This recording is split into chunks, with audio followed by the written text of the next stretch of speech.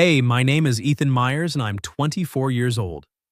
I live alone in a small two-bedroom house on the edge of Southound, Connecticut, a town so quiet you can hear the river murmur when the wind shifts just right. The house used to belong to my grandfather. He left it to me when he passed 4 years ago, right after I dropped out of community college and realized I wasn't cut out for lecture halls or student loans. It's nothing special. Faded blue siding, a porch that creaks like it's complaining, and a kitchen where the linoleum curls at the corners. But it's mine paid off with the last of Grandpa's savings, and that's more than most people my age can say. I make a living doing whatever needs fixing. Plumbing mostly leaky faucets, burst pipes, the occasional backed up toilet in one of the old colonials downtown. On slow days, I'll swap out light fixtures for Mrs. Gladys next door, or haul junk to the dump for whoever tips in cash. It's honest work keeps my hands busy and my mind from wandering too far back to the things I'd rather forget. My mom lives 3 states away with her new husband. We talk on birthdays, send the occasional text.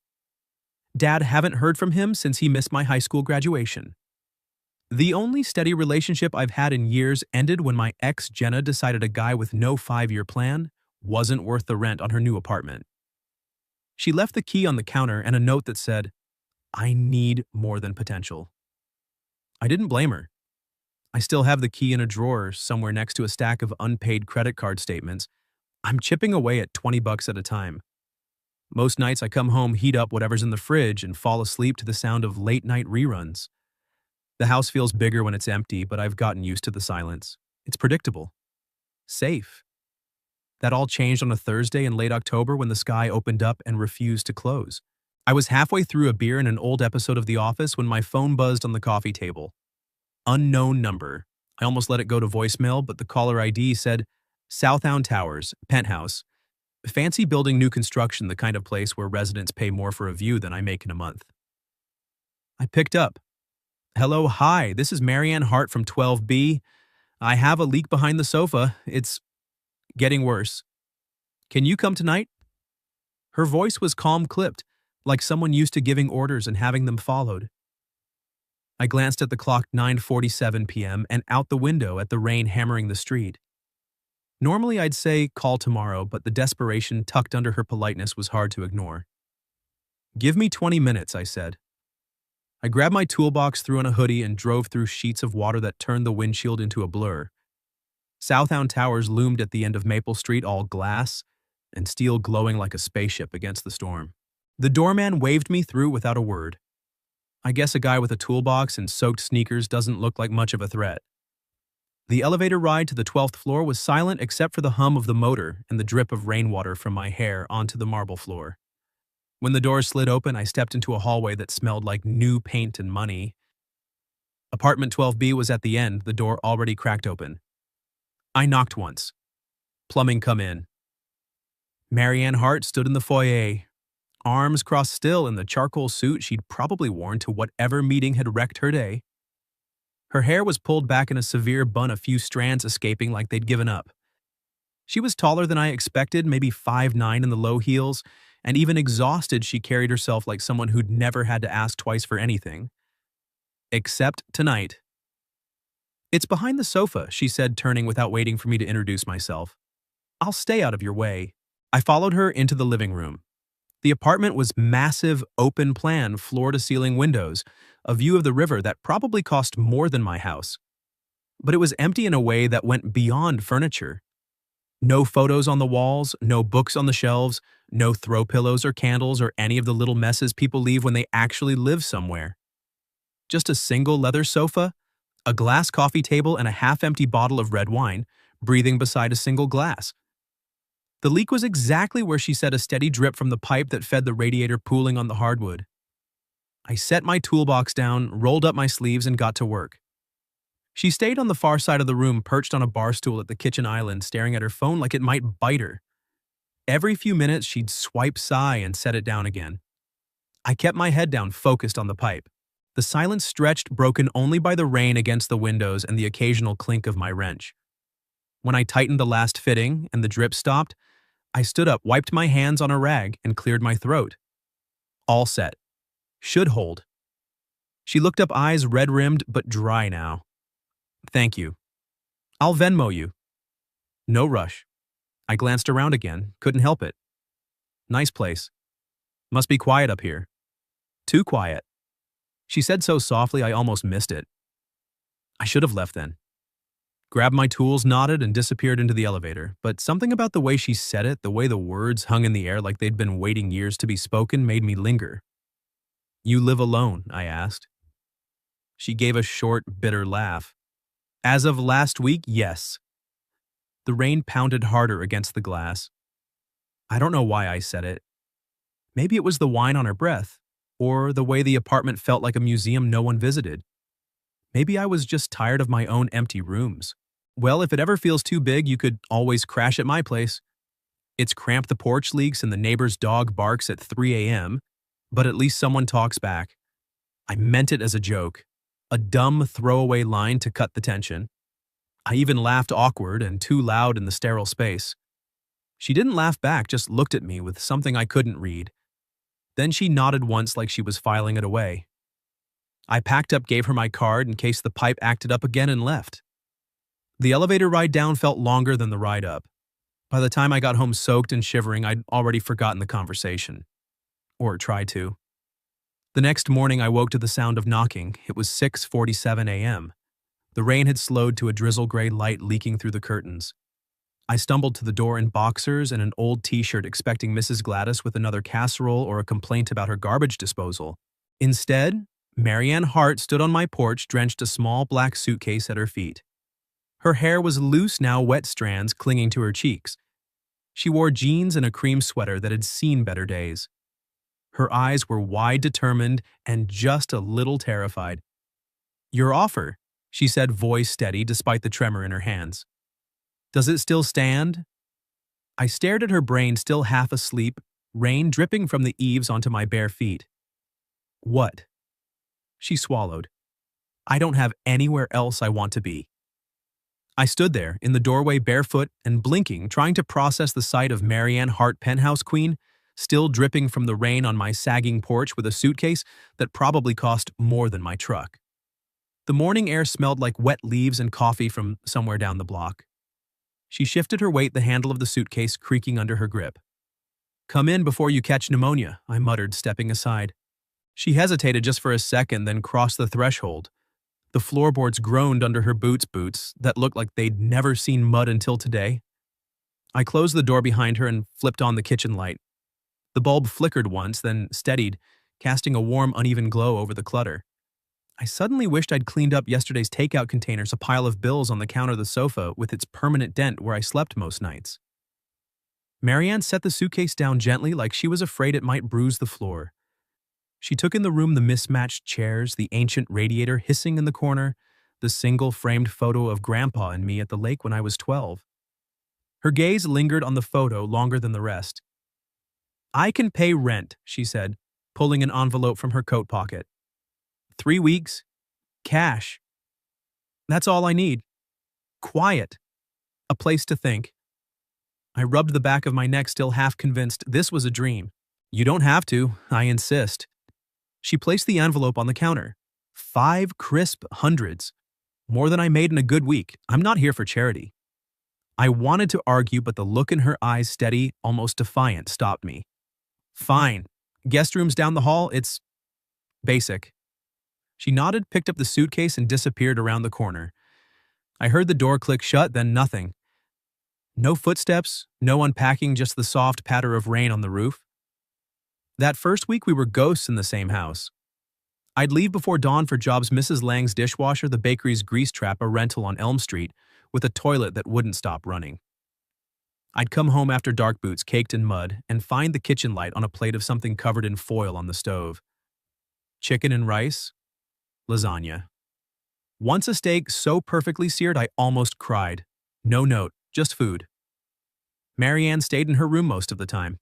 I'd hear the shower running at odd hours, the creak of the floorboards when she paced. Sometimes I'd catch a glimpse of her through the crack in the door, curled on the bed, with a book hair loose, wearing one of my old flannel shirts because her clothes were all dry clean only. She looked smaller without the suit. We didn't talk. Not really. A good morning if we passed in the hall. A thanks for the food mumbled over coffee. I slept on the sofa, blanket pulled up to my chin, pretending the lump in my throat was just from the draft. But the house started to change.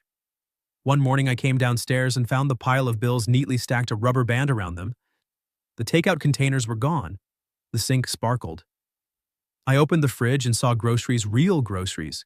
Eggs, milk, a bag of apples. A six-pack of the IPA I liked. No note. That night I knocked on her door. She opened it, a crack, eyes wary. "You don't have to clean up after me," I said. "I know." She paused. "It helps me think." I nodded, not sure what to say. "The flannel looks good on you." She glanced down, cheeks pink. "It was in the dryer." "Keep it." She closed the door.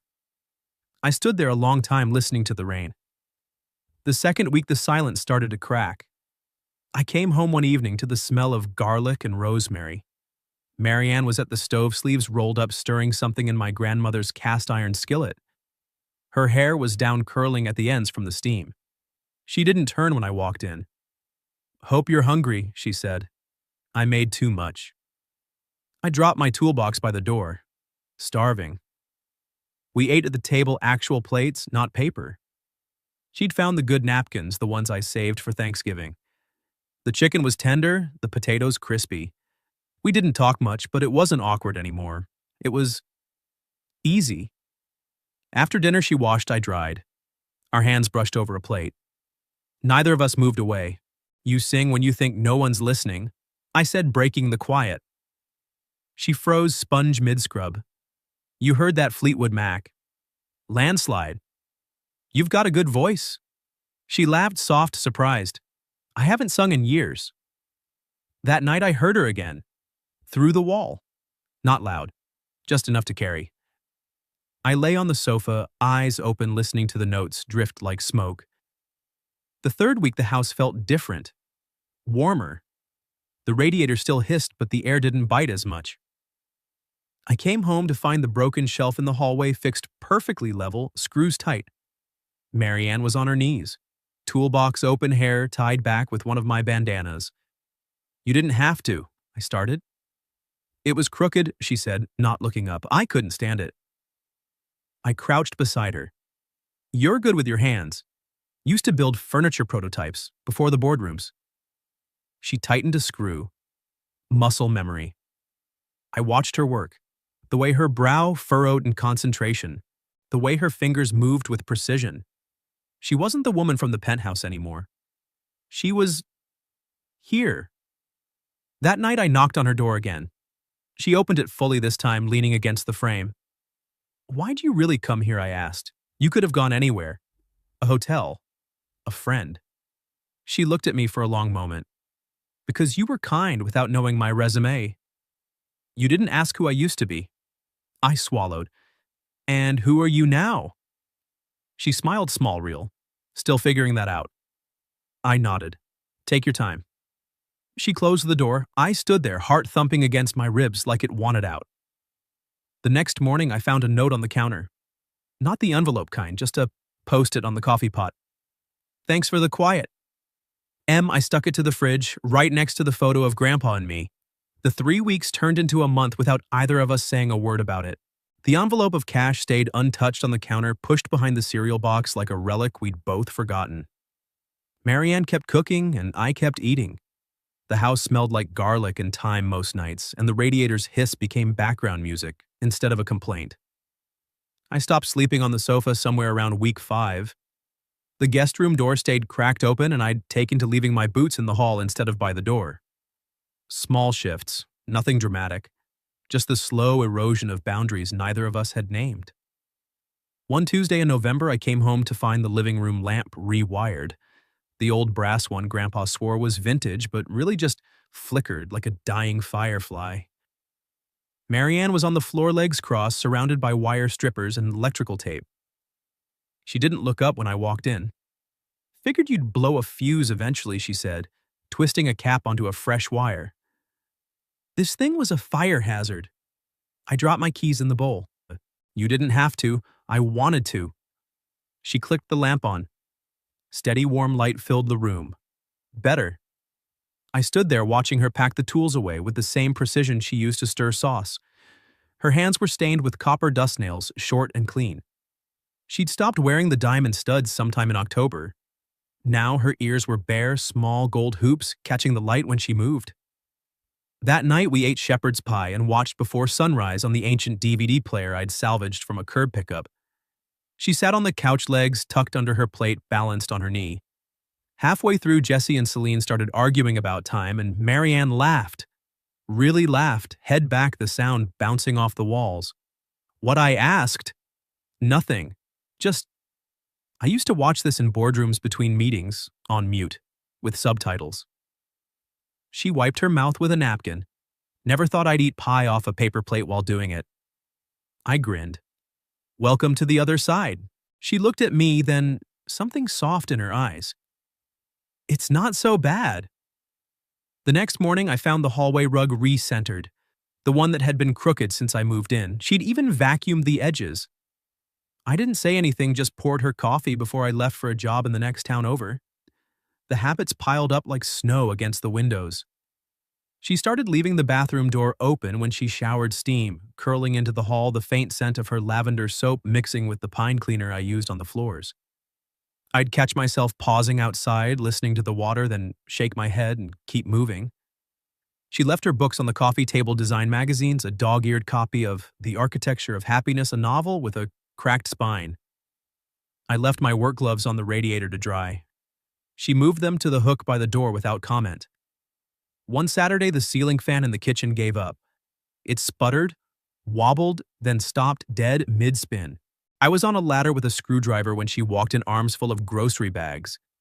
Need a hand, she asked. Hold the ladder. She set the bags down, kicked off her shoes, and braced the aluminum frame. Her hands were steady fingers, cool against the metal. I unscrewed the motor housing, dust raining down like dirty snow. You know, she said, looking up at me, I once fired a VP for missing a deadline on a fan prototype. Cost us 6 figures. I snorted. Hope this one's cheaper.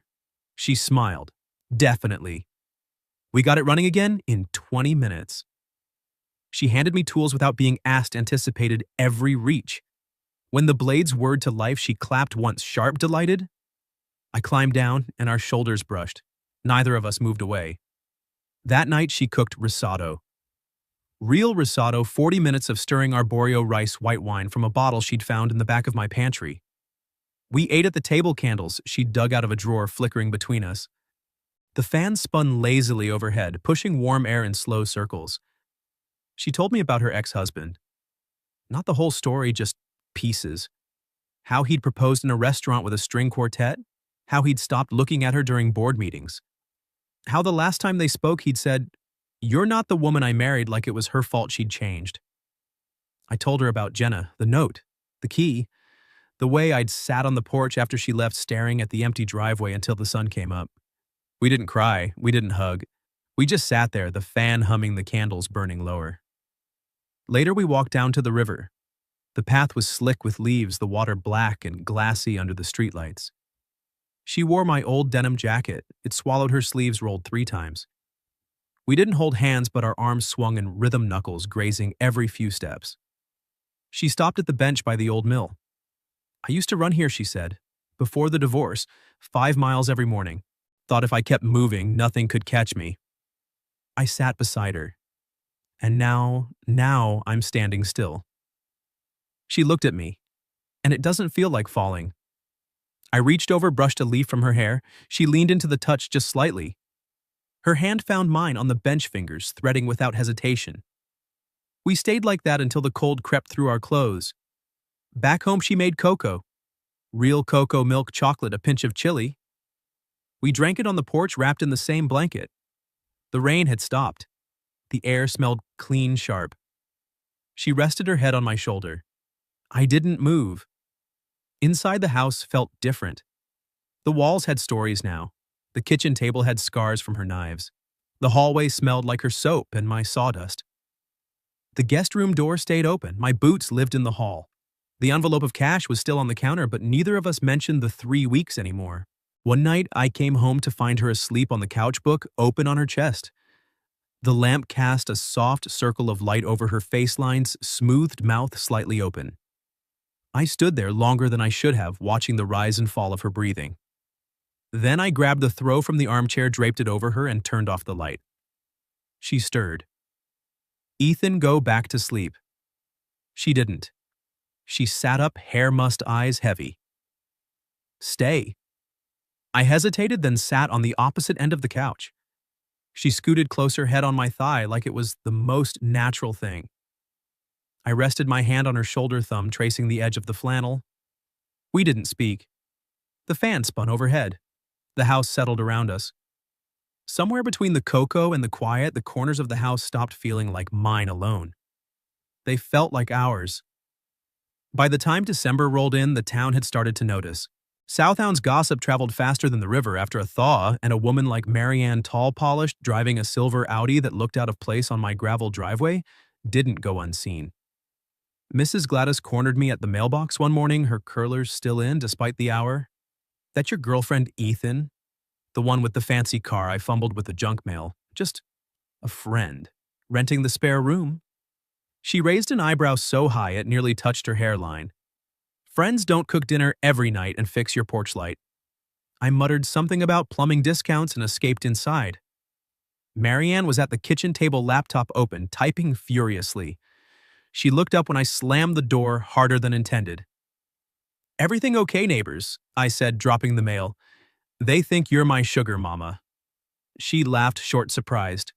"Let them. Keeps the Jehovah's Witnesses away." But the questions kept coming. At the hardware store, Mr. Patel asked if I was settling down. At the diner, the waitress slipped an extra pancake onto my plate and winked. "For the lady at home." I stopped correcting them. It was easier than explaining something I didn't have words for. Marianne didn't seem to care. She'd started wearing my hoodies to the grocery store, hair in a messy bun, no makeup. She waved at Mrs. Gladys like they were old pals. She even helped Mr. Patel carry mulch to his truck one afternoon, sleeves rolled dirt under her nails. The town didn't know what to make of her, but they liked her anyway. Inside the house, the lines blurred further. Her toothbrush lived next to mine. Her coat hung on the hook by the door. The guest room bed stayed made, but she hadn't slept in it for weeks. We didn't talk about it, we just moved, like planets adjusting orbit without noticing the gravity. Then the call came. It was a Tuesday, gray and cold. I was under the sink at the bakery, elbow deep in grease, when my phone buzzed in my pocket. I ignored it. It buzzed again. And again. When I finally crawled out, hands black, there were 7 missed calls from an unknown number and a voicemail. I played it on speaker while wiping my hands on a rag. "Ms. Hart, this is Victor Lang from the board. We need to discuss your resignation. The shareholders are concerned. Your absence is affecting morale. We're prepared to offer you your old position, full authority, increased equity, but we need you back in the city. Now. Call me." I stared at the phone. Marianne was in the living room, curled on the couch with a book. She hadn't heard. That night, she didn't cook. She paced instead, phone to her ear, voice low and sharp. I caught fragments, image optics, liability. When she hung up, she stood at the window, staring at the river like it might give her answers. "They want me back," she said finally. "Tomorrow. Emergency meeting." I nodded, throat tight. "What do you want?" She didn't answer, just turned off the light and went to bed, my bed, but she faced the wall. She was gone before I woke up. I spent the day on autopilot, fixed a boiler in a basement that smelled like mold, replaced a faucet for a couple who argued over the color, drove home with the radio off the silence, louder than the engine. The house was dark when I got there. No lights, no smell of garlic, just the radiator hissing like it was mocking me. I sat on the porch steps, smoked a cigarette I didn't want, and waited. The clock ticked past midnight. 1, 2. I didn't sleep. At 3:17 a.m., headlights swept the driveway. The Audi pulled in, slow tires crunching gravel. Marianne stepped out, heels in one hand, hair loose and wild. She looked exhausted, like she'd aged a year and a day. I stood. "How'd it go?" She dropped her shoes by the door. "They offered me everything. Corner office, 7 figures, a driver. She laughed bitter. They said living here was erratic behavior, that I was throwing away my legacy. I swallowed, and she looked at me, really looked. I told them I'd think about it. 48 hours. The air between us crackled. I wanted to say stay, wanted to say don't, wanted to say something that wasn't pathetic. Instead, I went inside, grabbed 2 beers from the fridge, and handed her one. We drank on the porch, the cold biting through our clothes. She leaned against the railing, bottle dangling from her fingers. I used to think success was a scoreboard, she said. Titles, stock prices, applause. She took a sip. Now I think it's this. She gestured at the dark house, the river me. But I don't know how to be this person full-time. I nodded. You don't have to decide tonight. She turned to me, eyes wet but steady. If I leave, will you hate me? I set my beer down. I'll hate the quiet. She laughed a broken sound. I'll miss the way you leave your boots in the hall, and the coffee you make too strong, and the way you hum when you think no one's listening. I stepped closer. Then stay. She shook her head. It's not that simple. We stood there, inches apart, the space between us heavier than the river. She reached out, touched my cheek, thumb, brushing the stubble fingers cool. Then she dropped her hand. I need to pack, she said. I helped. Folded her sweaters, zipped her suitcase, carried it to the door. Every movement felt like a countdown. That night we ate in silence. Leftover lasagna cold. She picked at it. I pushed mine around the plate. When the dishes were done, she stood in the hallway, suitcase at her feet. I should go, she said. I nodded. Drive safe. She opened the door, then stopped. Turned back. Ethan? Yeah. If I come back, will you still be here? I looked at her, really looked. The woman who'd fixed my lamp, cooked my meals, slept in my bed without asking permission. The woman who'd made my house feel like a home. Where else would I go? I said. She smiled, small and sad, and walked out into the dark. I didn't sleep. Just sat on the porch until the sky turned gray, the river mist rising like ghosts. The next morning I left before the sun was fully up. The air was sharp, the kind of cold that gets under your skin and stays there. I had a job at the old mill replacing rusted pipes in the basement, so I threw my tools in the truck and drove off without looking back. The house felt too still, the porch light still on from the night before. I didn't turn it off. The day dragged. I crawled through cobwebs and sludge hands' numb mind, replaying Marianne's face in the doorway. Her suitcase. The way she'd said my name like a question she already knew the answer to. By noon, I'd snapped at the foreman for nothing. By 3, I'd dropped a wrench in a puddle and didn't bother fishing it out. I got home just after 6. The sky was the color of wet slate, the river churning brown and fast. The Audi wasn't in the driveway, the porch light was off. I sat in the truck for a long minute, keys in my hand, staring at the empty space where her car should have been. Then I went inside. The house smelled like nothing, no garlic, no coffee, no lavender. The envelope of cash was gone from the counter, the post-it with her handwriting. Thanks for the quiet was still on the fridge, but the corner had curled. I opened the fridge out of habit. Her apples were still there, starting to brown. The IPA was gone. I walked down the hall. The guest room door was open. The bed was made corners tight like a hotel. Her books were gone. The flannel shirt she'd worn was folded on the chair sleeves neat. I picked it up, held it to my face. It smelled like her soap and my detergent. I set it back down. The kitchen table had a note, not a post-it. A full sheet folded once. Ethan, I took the 6 a.m. train. The board meeting's at 9. I don't know what I'll say yet. Thank you for the porch light. I read it 3 times. Then I folded it, put it in my pocket, and went to the porch. Sat on the steps where we'd drunk cocoa. The river was loud tonight, rushing over rocks like it had somewhere to be. I didn't cry. I didn't pace. I just sat there, hands in my lap, watching the dark. The cold crept in, but I didn't move. Hours passed. Maybe. The streetlights buzzed. A dog barked down the block. I thought about the first night she'd cooked, how she'd burned the garlic, and laughed like it was the best mistake she'd ever made. I thought about the way she'd fixed the fan, the way her hands had moved, like they knew exactly what they were doing. I thought about the night she'd fallen asleep on my thigh, her breathing soft against my jeans. I thought about the space she'd left, not just in the house, in me. I must have dozed off because the next thing I knew, the porch light flickered on. I blinked, squinted. The Audi was back, parked crooked like she'd pulled in too fast. The driver's door opened. Marianne stepped out. No heels, no suit, just jeans, my old denim jacket hair, loose and wild. She had a paper bag in one hand, a key in the other. She looked at me, eyes red but clear. "I couldn't do it," she said. I stood. The meeting I didn't go, she walked up the steps slow. I got to the station, bought a ticket, stood on the platform. And then I thought about the way you leave the coffee pot half full so I don't have to make it in the morning. And the way you hum when you're fixing something.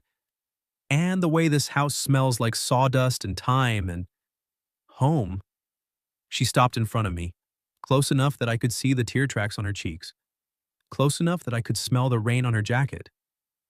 "I called Victor from the platform," she said. "Told him I'm done. Not resigning, done. They can keep the corner office. I'm keeping this." She held up the key. My spare.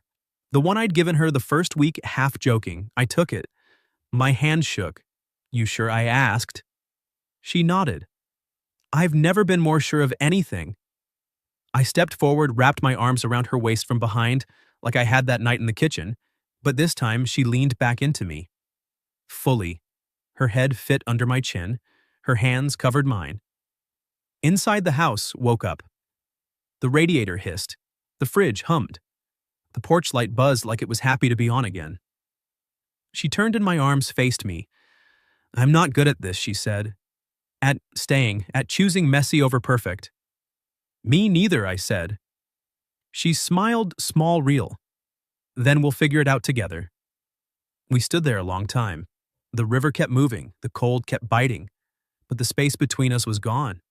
Later she cooked eggs, wore my t-shirt, burned the toast, laughed when I scraped the black off with a knife. We ate at the table, knees touching under it. The fan spun overhead. The house smelled like butter and coffee and rain. We didn't talk about forever. We didn't make promises. We didn't need to. The suitcase stayed in the hall, unpacked. The flannel shirt stayed on the chair. The Post-it stayed on the fridge. Some nights we still walk to the river. Some mornings I still leave the coffee pot half full. Some evenings she still sings when she thinks I'm not listening. The town still talks. Mrs. Gladys still asks questions. The board still sends emails Marianne deletes without reading. But the house is warm. The porch light stays on, and every morning I wake to the sound of someone else's key in the door. Not because we fixed each other,